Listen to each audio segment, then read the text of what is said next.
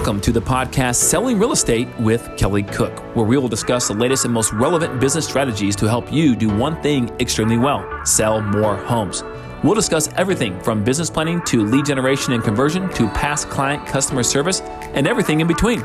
Join us for authentic conversations and nuts and bolts takeaways you can implement into your business today. And now, Selling Real Estate with Kelly Cook.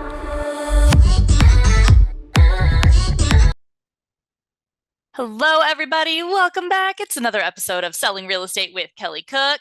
And Kelly, I know that we're kind of recording a little bit earlier than we usually do, so I get to ask you this because we're at the beginning of the day.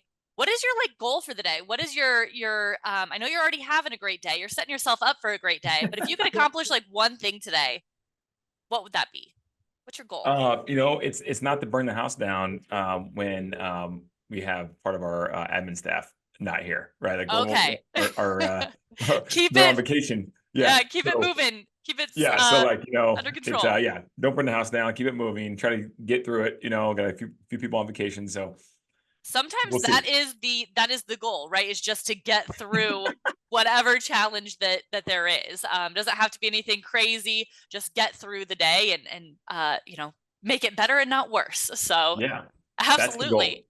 Well, fantastic. We will jump into our topic today. We're actually going to be talking about buyer commissions. I know that's a huge thing that we're all kind of talking about here in the US as it might be undergoing some changes. It's been in the news a lot. So we actually want to talk about how that works in the UK, something that I have absolutely no idea about. So Kelly, enlighten us. How does that all work in the UK?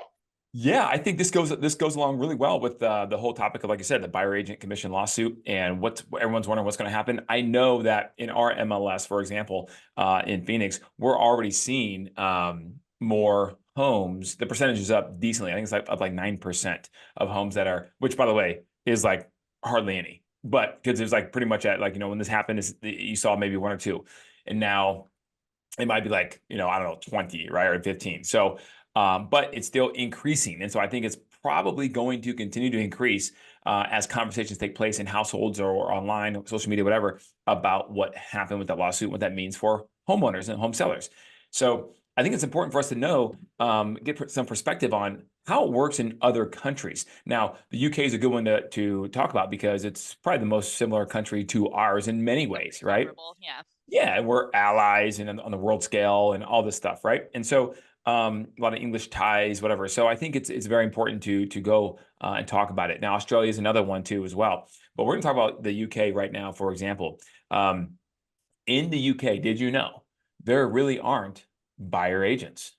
There's not buyer agents. There are agents that what they do is they obviously go get listings. And when a buyer is interested, they call up a listing agent, and that listing agent, who's employed, so to speak, right, by the seller, now negotiates directly with that buyer. And then of course he's in the middle, or she's in the middle, and you have the seller and the buyer, and that's kind of how it works.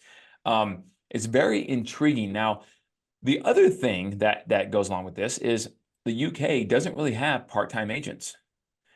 Now, they might have part-time agents from a standpoint of what I understand of someone who might work, 40, 50% of the week in real estate doing something and might have that other part-time job.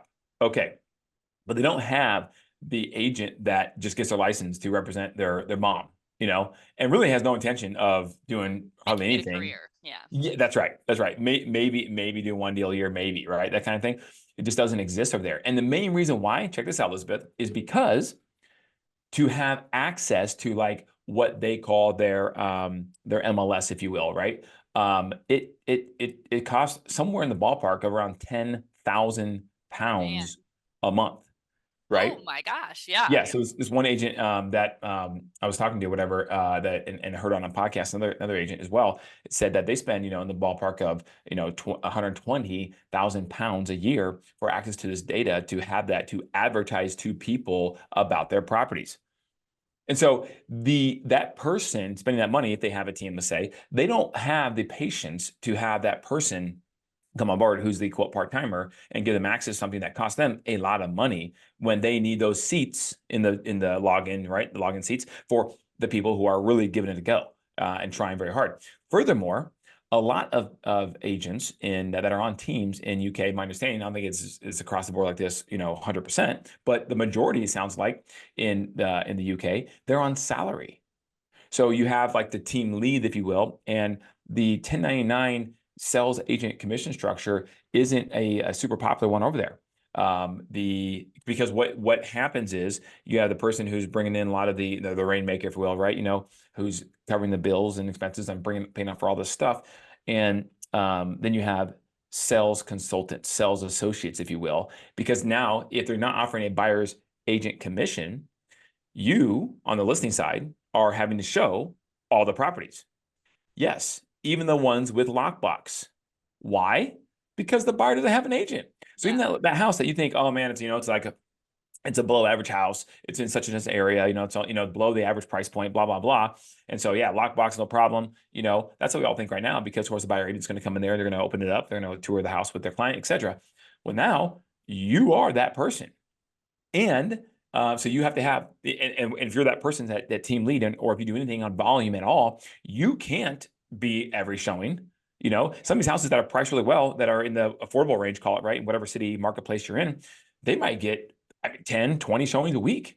You can't, right? And if you have multiple 10 of those, yeah, right, or 20 of those, or 50 of those, so there's only so much time. Yeah, that's right. So the sales consultants are on salary, and they get probably some override, that kind of thing, but to an extent. But yeah, it's a completely different model. And so I think, and again, now one place they do differ, which is interesting, is if someone is getting a mortgage. Now mortgages, they can amortize it, it sounds like, over 20, 30, 40 years, but the rates reset, the interest rates reset every between 2 and 5 years. There's no 15, 30-year fix. The United States is the only country that has a 30-year fixed mortgage. And we are so fortunate to have that, because that locks in, that's your inflation buster right there. It locks in your payment. You're guaranteed to have that payment. Guaranteed. Think about that. Guaranteed for 30 years. It won't go up. You don't have to worry about it. So long as you can afford it today and somehow figure out to make that kind of money for the next 30 years or more, you're good. So that doesn't happen. So the rates could be higher in 5 years, 3 years, 4 years. When it resets, it could be lower. So it just depends. It's more like a rent adjustment, essentially, is kind of how, which in some ways defeats the purpose here of what we think is a benefit of buying a home instead of renting, right? Is correct. Not the whole thing, but a big factor to it, right? Because you know how much you're going to be paying. Yeah, think about the people who've had a house for many, many years, baby boomers, right? Think about the amount of wealth these people have for possibly just owning one house for 30 years. It's paid off. The price went up over the 30 years, right, from when they purchased it, and they paid it all off.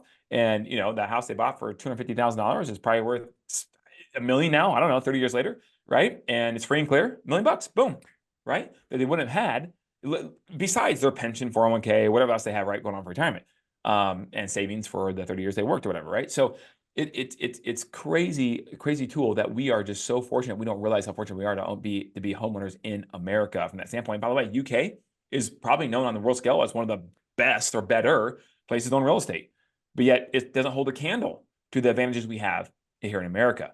The other thing too, that those houses are small. I've seen tours, not a big backyard. I know everything's bigger in America. Our houses, for sure, we kind of have more space. Yeah, backyards. Just more open concept than they do over there. So yeah, so there's some cool things here. And another thing too that I will say is that what you can do is if someone gets a mortgage, right? If you're the agent that refers them to that mortgage lender, there is a referral fee, like about 25% or so, that the mortgage lender will pay back to the agent. Obviously, RESPA and the CFPB in America doesn't allow that. That's a no-no, right? Kickbacks, etc. But over there, that's common practice. So you can make other revenue by referring out to mortgage brokers. You can make other revenue by referring out to what their version of the title company is as well. So very much so like an attorney state. They have attorneys that handle the transaction as well. For those of us in America that live in attorney states, Arizona is not one of them. We're an escrow state, but I believe Nebraska is, for example. New York is, Illinois is, but then you have a lot of escrow states as well that are not that. So it just depends on what you are. So you can make some more money that way. The last thing I'll say, which is very interesting, is commission rates. Any idea what the commission rate might be for a listing agent, across the board, kind of traditional, kind of common listing agent in the UK? 5%. No, it's actually lower. No It idea. operates, Okay. the average will operate around 1%. Oh, wow. 1%. Now, so if you provide,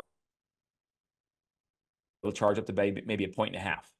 But there's a lot of, the discount agents, right? They'll be at 3/4 of a percentage point, to in that out the London areas where the price point's a little higher. The more outlining areas, you're going to see probably maybe closer to 1 to 1.5%. And the average price point, for the most of the areas around there is going to be apparently around 400,000 pounds, which I think on the scale, I don't want to mess this up, right? But that might be around 5 to 600,000 US dollars or something like that, right? Yeah, it's not too far off, but Yeah, yeah. yeah. So think about it. We're able to demand or charge. It just depends, obviously, right? But rates, it's not uncommon to be a point and a half just at the basement, right? We hardly ever do that unless it's maybe a super high end price point. We're still at 2.5 to 3 on our side, and then of course whatever goes to the buyer agent now is maybe to be seen in the future. But there has to be. I didn't want to make this this episode today about because we need to be doing more of this in the future about when it comes to scripting and how to present yourself, and the fact that nobody works for free. So if I'm on the buyer side, this is what my fee could be that you have to pay if such a situation comes up, right, where someone's not offering anything. There's more of that coming on this podcast. I guarantee you guys we'll train more on that. But this one was about setting the expectation of first of all, saying, you know what, as bad as this may seem with, oh my goodness, buyer agent fees could be going down or going away, blah, blah, blah. We have it really good, really, really good. And so now let's be thankful that we have buyer agency. And by the way, we always talk about when something changes, that's fairly dramatic, whether the housing market crashes or whatever it may be, there's always the certain set of people that will flourish, right? And so if Adjust you're, and yep, yep, just gotta adjust and adjust. pivot. So if you're one of those people listening to this podcast right now, you're probably going to be one of those people because you're trying to educate yourself to stay ahead of the curve, the vast majority of the people. So it wouldn't be a bad thing necessarily if this all happened that way, because also what would happen with that is the amount of agents that have licenses would decrease 80%. Something drastic, right? So More market share. maybe 50%. I don't know. I'm just making numbers up, but it'll be a significant number of people that would say, you know what, this is not worth it, because they never really wanted to make it a career anyway. So there's always going to be opportunities, pros, right, to all the cons, if you look at that silver lining and dive in to try to find that niche. Okay. Fantastic. Well, thank you, Kelly. I think too, eventually I would like to cover some other countries just to have comparables of, how we run things. Like Kelly said, for real estate agents, this is probably one of the best countries you can live in for this career.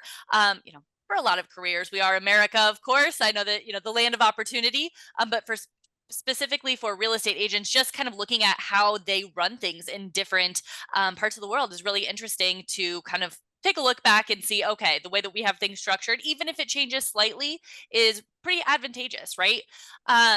With that being said, if you're looking to build your team this year, please go to buildyourrealestateteam.com, download the plans there. If that's something that, you're looking to adjust things as things may change, building a real estate team might be something that can help, bridge that gap, make that adjustment for you. Buildyourrealestateteam.com. And as always, if you want to hear us talk about anything, you have any specific questions, or just want to talk to Kelly about his thoughts on anything, Kelly, where can they reach you? I'd love that. Text me 480-227-028 or on Instagram at Kelly Cook Homes. Follow us there. Right. And we will see you all next week. Bye, Kelly. See you, Elizabeth.